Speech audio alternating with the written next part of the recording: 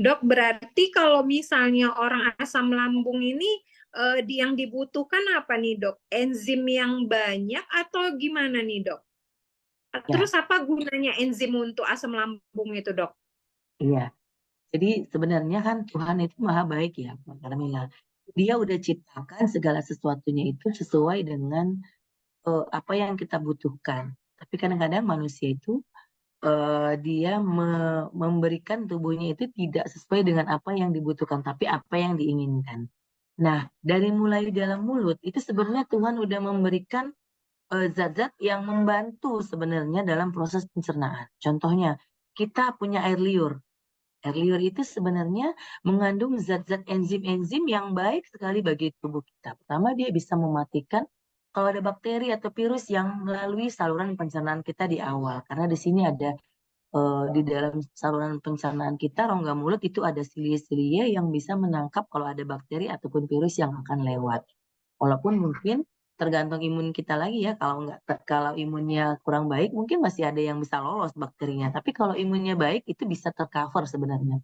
Nah, refleksnya bagaimana? Pada saat ada bakteri atau kuman, biasanya kita batuk atau bersin. Itulah mekanisme imun tubuh kita.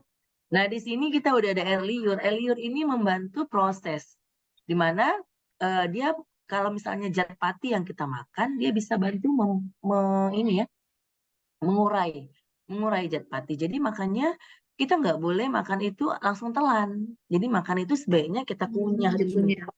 Dikunyah supaya apa? Supaya bercampur dengan air liur kita. Kan kalau kita telan kan dia nggak bercampur, langsung telan nggak bercampur.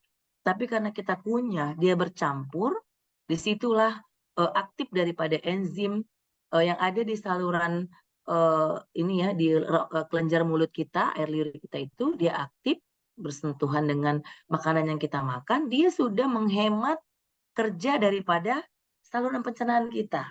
Jadi jangan abaikan mengunyah makanan. Jadi mengunyah makanan itu juga ada polanya. Ternyata ada beberapa literatur yang saya baca, makanan itu kalau misalnya komposisinya adalah karbohidrat dan buah-buahan, itu bisa dikunyah sebanyak 36 kali sesuai dengan jumlah gigi kita. Jadi gigi kita ini ada 36. Jadi 36 kalilah juga kita mengunyah. Kalau dia untuk makan makanan yang protein, termasuk itu daging-dagingan, dia harus dikunyah lebih banyak lagi. Jadi dikunyah sebanyak 70 kali.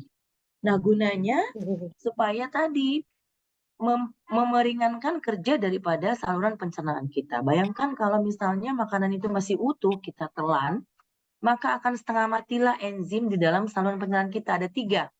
Ada namanya enzim maltase. Itu gunanya untuk memecah kalau karbohidrat yang kita makan atau gula. Jadi dia memecah karbohidrat menjadi dari disakarida menjadi monosakarida. Kemudian ada namanya enzim lipase, itu memecah lemak. Ada enzim protease, itu memecah protein.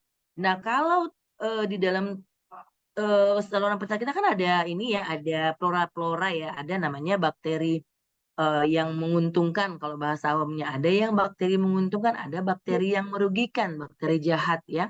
Nah, sebenarnya pada kondisi normal memang kedua bakteri itu ada di dalam tubuh kita. Bedanya apa? Bedanya kalau pada orang sehat, yang bakteri yang jahat itu dia nggak berkembang atau dia berkembang tapi tidak memberi arti. Nah, kalau pada orang yang tidak sehat, justru bakterinya itu yang lebih dominan dibandingkan dengan bakteri yang menguntungkan bagi tubuh kita. Nah, apa kaitannya? Ketika misalnya makanan kita makan itu tidak bisa dicerna dengan baik karena ada gangguan enzim. Tadi gangguan enzim itu salah satu mekanisme karena adanya gangguan di dalam saluran pencernaan kita. Nah, itu tadi tidak bisa sempurna dicerna. Nah, disitulah karena tidak sempurna, dia ada yang namanya sisa. Ada yang namanya sisa makanan. Sisa makanan itu tidak langsung dibuang dalam bentuk feses. Biasanya dia akan disimpan di dalam usus besar. Nah, untuk menunggu waktu kapan dikeluarkan. Nah, pada saat dia tidak dikeluarkan, maka itulah yang kita bilang ya sebenarnya dalam kondisi normal, kita ini harusnya buang air besar setiap hari. Harusnya. Tapi pada kondisi tertentu, banyak juga orang-orang yang tidak bisa buang air besarnya itu secara teratur. Ada yang 3 hari sekali, ada yang 4 hari sekali. Sementara dia makan setiap hari, bahkan setiap menit dan setiap jam. Bayangkan itu kotoran tadi akan bercampur dengan zat-zat makanan yang mungkin belum diserap oleh tubuh kita. Nah, itulah yang sering juga menyebabkan kita mengalami keluhan-keluhan. Jadi seperti itu, Carmila. Iya, iya, iya. Berarti banyak sekali ya gunanya enzim itu ya untuk pencernaan kita ya, Dok ya. Mungkin kita kemarin nggak ngerti gitu ya enzim itu apa gitu ya kan. Betul, Kak Carmila. Tapi sebenarnya markernya gampang. Hmm. Kalau orang mengalami gangguan asam lambung, biasanya paling deket-deket dia sama alergi. Jadi kalau ada orang alergi makanan, contohnya dia alergi seafood, atau dia ada alergi apa ya, macam-macam alergi ya, itu biasanya nggak jauh-jauh amat ya. Biasanya itu ada gangguan lambungnya. Karena memang tadi salah satu mekanisme di dalam tubuhnya itu ada namanya enzim protease. Tidak menyerap sempurna, maka protein tadi itu akan jadi alergen dalam tubuh kita. Jadi banyak tuh kasus-kasus misalnya dia timbul bisul-bisul kecil, alergi makanan dan lain sebagainya. Itu juga manifestasi dari masalah asam lambung. Bahkan beberapa pengamatan saya aja ya, mungkin ini apa saya nggak tahu nih apakah ditunjang dengan ilmu pengetahuan juga. Saya beberapa kasus perhatikan kalau orang-orang dengan gangguan kesuburan nih, misalnya dia belum punya keturunan dan lain sebagainya, itu juga ada manifestasi sedikit banyaknya dari gangguan pencernaannya juga. Jadi sering saya di praktek itu kan kalau ada orang yang belum ada keturunan, itu saya perbaiki dulu asam lambungnya. Jangan-jangan juga ada masalah di asam lambungnya. Seperti itu. Oke, oke, oke.